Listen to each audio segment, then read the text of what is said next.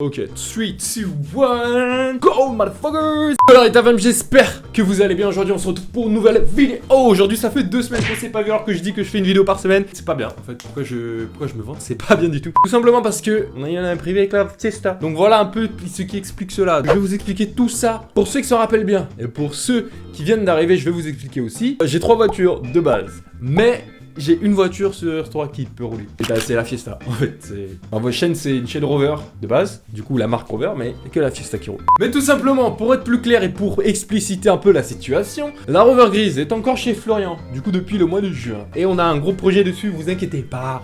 Ça arrive normalement. Là, on se parle par message et tout. Et je dis, hey, les abonnés, ils attendent et tout. Et aussi, on se rappelle qu'un abonné m'a donné une Rover. Il a la Rover bleue. Mais il faut faire les papiers. Il faut faire le contrôle technique, l'assurance, échanger les papiers. Et donc, pour récapituler, le concept de la Fiesta, c'est donc la voiture que j'ai achetée pas cher et que je vais réparer à moindre coût pour permettre aux jeunes permis ou aux personnes qui viennent d'acheter une voiture petit budget de réparer et de subvenir aux petits besoins de la voiture quand tu l'achètes d'occasion. Pour maintenant rentrer dans le vif du sujet, ma soeur utilise régulièrement la Fiesta. On est deux à l'utiliser parce que c'est on va dire la seule voiture fonctionnelle de la maison. Parce qu'en gros, on l'utilise pour faire des petits trajets, tout ça, t'as capté, pour aller dans Paris aussi. Parce que voilà, j'ai pas envie de prendre une Rover que je suis en train de retaper, de restaurer dans les embouteillages et tout. Alors que je sais que la Fiesta, en plus sa carrosserie, elle est déjà un peu bien pétée. Donc j'ai moins de mal au cœur quand les gens ils viennent me la frotter. C'est pas grave, c'est Paris aussi. Et en plus d'ailleurs, j'étais chez un pote la dernière fois, j'ai dormi chez lui. Je garde ma voiture sur une place normale, la Fiesta. Et le lendemain, je retrouve plus les sous-glaces arrière. Je me suis dit, mais qui fait ça?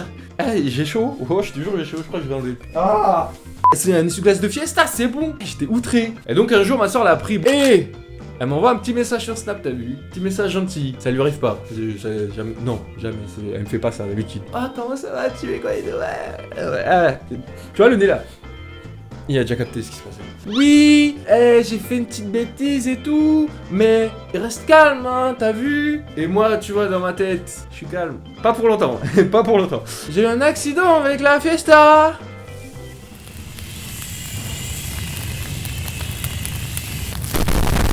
Et il m'explique qu'il y a une collision entre deux camionnettes, devant et derrière. Bien sûr, pour l'effort, moi je demande, t'as mal quelque part, ça va? Bon, c'est pas grave, c'est du matériel et tout. Une fois que j'étais assuré de ça, tu ris? Tu vas payer réparation en fait. Bien sûr, je vous dis tout de suite que le concept de réparer la voiture à moindre coût, c'est tendu. Ne vous inquiétez pas, il est toujours en cours en tout cas, pour ceux qui suivaient le concept de réparer sa voiture à moindre coût. Mais bon, là aujourd'hui il faut traiter ce problème, qui est quand même plutôt grave. Je vais vous montrer, c'est pas beau.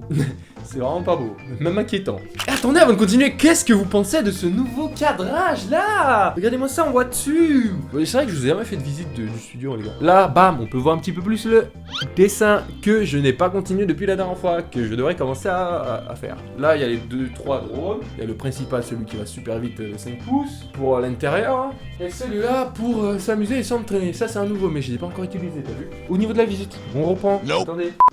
Action! Ok, donc comme si la situation n'était déjà pas assez délicate, ma GoPro a décidé de ne pas enregistrer le son, tout simplement. Donc maintenant, je vais tenter de vous la faire donc à 100% voix off. Comme d'habitude, je fais ma petite sortie de la maison, blablabla, je raconte qu'aujourd'hui il fait pas beau, etc. Je suis déjà placé face à la voiture et là je suis en train de vous expliquer que le coffre a beaucoup de mal à s'ouvrir. En passant la clé intérieure, il faut manœuvrer. Pour la refermer, il faut la claquer à la mort. Donc voilà, c'est vraiment pas fou.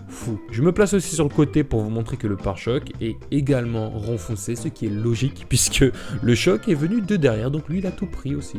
Ici, pas besoin de vous faire un dessin, vous voyez déjà la forme du pare-choc super renfoncé. Donc derrière le pare-choc, il y a les radiateurs. Je dis bien les parce qu'il y a un radiateur de climatisation. Et d'ailleurs, c'est celui qui a tout pris vraiment. Vous voyez comme il a pris, comment les durites sont pliées, c'est très moche. Pareil, en passant sur le côté, on voit que le pare-choc avant a pas mal reculé aussi. Et d'ailleurs, les phares justement ont quitté leur logement. Donc c'était vraiment violent.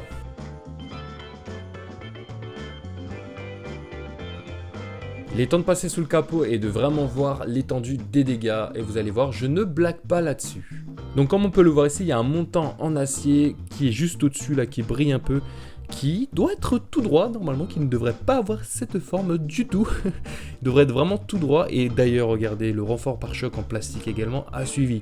Les deux sont pliés, c'est incroyable comment ça allait loin derrière, parce que ça normalement ça doit sortir un peu même de la voiture. Donc voilà le boulot qui nous attend.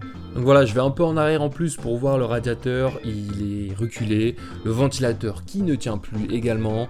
Il y a du travail, donc je ne sais pas encore vraiment comment budgétiser tout ça, mais je sais que je vais faire des réparations à, on va dire, faites maison pour qu'on soit bien dans le budget, quoi, pour ne pas dépasser. Ok, donc là on revient dans le studio. Petit détail, alors la moustache là, franchement je la valide pas du tout depuis je me suis rasé les gars, vous inquiétez pas, ce mauvais pas de style a été supprimé. Et en parlant de ça, mes cheveux ont bien repoussé d'ailleurs depuis que je me suis rasé, c'est vraiment pas mal. Donc voilà, parenthèse est maintenant fermée, là je suis dans le studio, je suis en train sûrement de vous dire des trucs genre ah là là je ne sais pas combien ça va coûter tout ça. Je vous dis ça parce que j'ai vraiment aucun souvenir de ce que j'ai dit. Et en même temps je dois dire des trucs, ah là là il faut rester positif, toujours regarder droit devant. On va réparer tout ça. Pour être un peu sérieux, je pense que je suis en train de parler du budget pièces que je vais acheter. Et je vais commencer d'abord par acheter les pièces peu chères, du style les phares par exemple, parce qu'ils sont bien cassés et ils ne tiennent plus vraiment la hauteur. Je pense que je commence à parler également de rafistolage des pare-chocs, les repeindre, etc. Et éventuellement, j'évoque sûrement la méthode que je vais utiliser pour réparer le montant en acier qui va être assez compliqué. Ah oui, bien sûr, je vais également vous expliquer comment l'accident s'est déroulé. Alors en fait, ma soeur était sur le périphérique et devant il y avait un camion et derrière il y avait un camion également. Devant ça freinait super fort et heureusement qu'on avait fait les freins de la voiture, elle a réussi à freiner très bien. Donc le problème est que la voiture de derrière n'a pas freiné du tout et a enfoncé le pare-choc de la voiture et ensuite a enfoncé la voiture dans l'autre voiture qui avait également une boule de remorquage et c'est pourquoi vous voyez que le pare-choc est super bien renfoncé comme ça. Donc voilà, pour être un peu plus clair sur l'histoire, vous l'avez complète.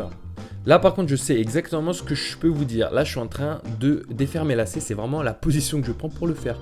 Est-ce que on s'en fout ? Oui, non, parce que voilà, c'est quand même une vidéo vlog, je vous raconte un peu ma vie et tout, donc vous êtes là pour l'écouter.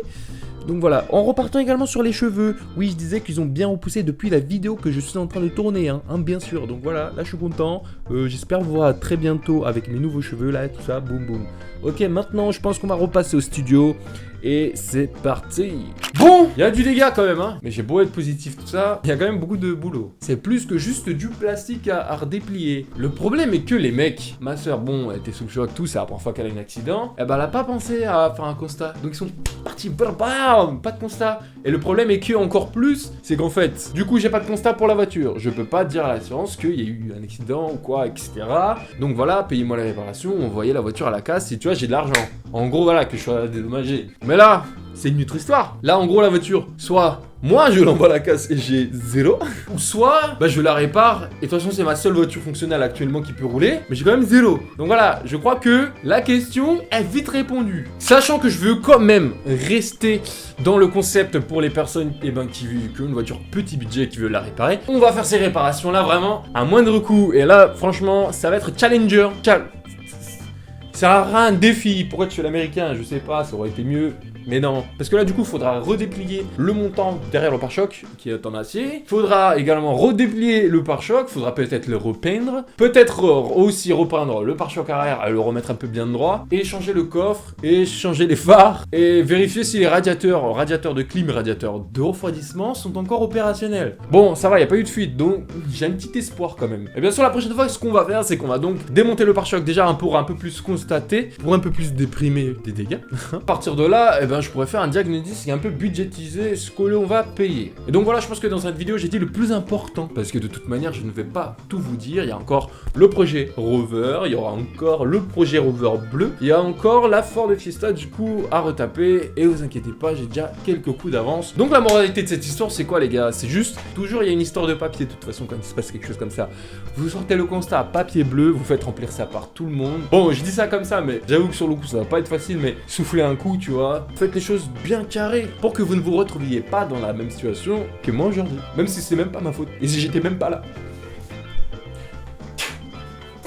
Et voilà les gars, j'espère que je vous aurai un peu plus détendu sur ce sujet-là. D'ailleurs, n'oubliez pas, sur YouTube, il y a toujours les stickers des Ultras 2020 qui est disponible. Et il n'y en aura que 25, il n'y en aura pas plus. Suivez-moi aussi sur les réseaux sociaux pour en voir encore plus de nouvelles régulièrement sur Instagram principalement. Après, il y aura Snapchat, Twitter, Facebook, TikTok, il y a tout ici. Tous les menus est disponible. J'espère vous retrouver à très bientôt pour de nouvelles vidéos. Portez-vous bien. Et ben d'ici là, je pense que je vais vous souhaiter de bonnes fêtes quand même, parce que je pense qu'on se verra pas. À bientôt pour de nouvelles vidéos.